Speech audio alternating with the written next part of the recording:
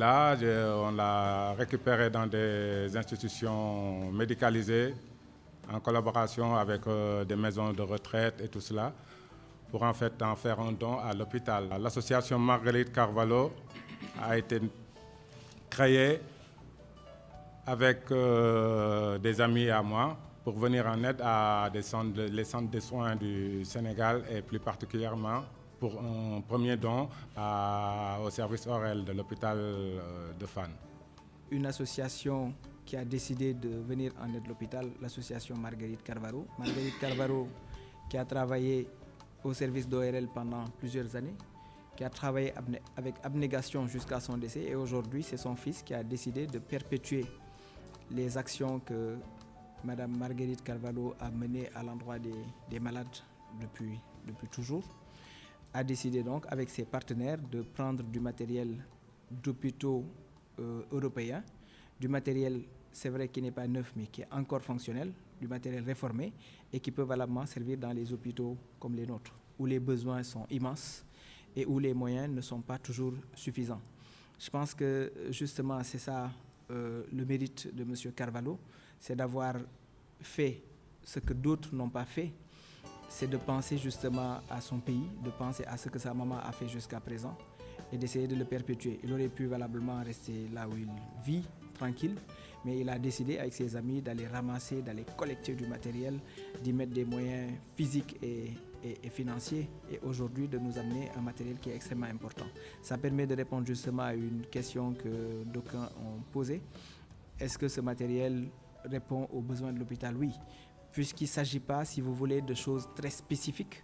Il s'agit d'un matériel, si vous voulez, d'usage normal dans un hôpital, un lit d'hôpital, un chariot, un déambulateur, etc. C'est du matériel qui peut être utilisé non pas seulement dans le service d'ORL, mais dans tous les services de manière générale.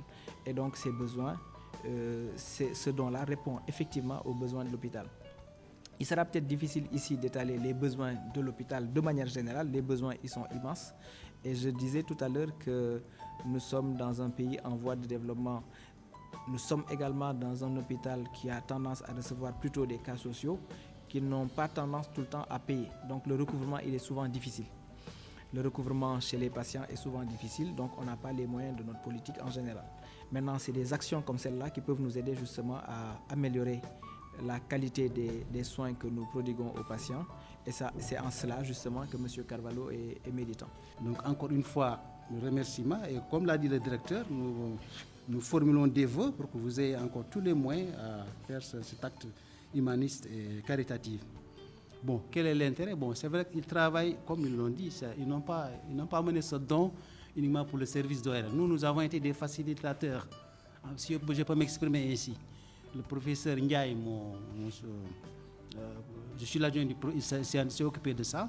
C'est un don qui va intéresser tous les patients. Il y a des déambulateurs, il y a des chariots. L'ORL, naturellement, il y a à Beaujoin. C'est un don qui va servir à l'ORL. Nous allons prendre, comme l'a dit, nous allons faire un bon usage. Ce n'est pas destiné seulement, c'est destiné aux malades, à l'hôpital, où nous loger le service d'ORL. Qui porte, dont un des secteurs porte le nom d'une grande servitrice de la santé. Je le répète encore. Donc c'est un don qui est naturellement, qui intéresse l'ORL et tous les services hospitaliers. Et nous allons participer avec le directeur de l'hôpital au dispatching approprié. Voilà. Merci encore une fois, Jean-Pierre, pour cette action. Et je voudrais, avec tout le monde ici, lui présenter les remerciements des patients, mais également de Madame le ministre de la Santé et de l'Action sociale et du conseil d'administration de l'hôpital. Les besoins de l'hôpital de manière spécifique, on pourrait en parler peut-être dans un autre cadre, mais c'est des besoins vraiment très larges. Mais il faut dire que sur cette question précise, on a pas mal d'appui du ministère de la Santé. Vous n'êtes pas sans savoir qu'il y a aujourd'hui ce qu'on appelle les contrats de performance, d'objectifs et de moyens, qui lient certains hôpitaux au ministère de la Santé, ministère des Finances et la Banque mondiale. Donc, un contrat qui demande aux hôpitaux d'atteindre certains objectifs, moyennant pas mal de financements qui vont dans les hôpitaux.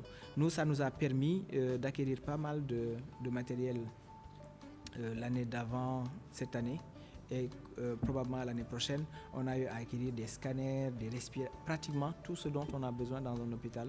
On a eu une convention donc, avec le ministère qui nous a permis d'avoir à peu près 1 milliard qui a été investi totalement dans l'amélioration du plateau médical de manière générale. Donc ça a permis d'acquérir pas mal de matériel et ça vous pouvez valablement le vérifier si vous vous hasardez à visiter un peu les différents services de l'hôpital. Vous verrez une amélioration assez importante du plateau technique en général.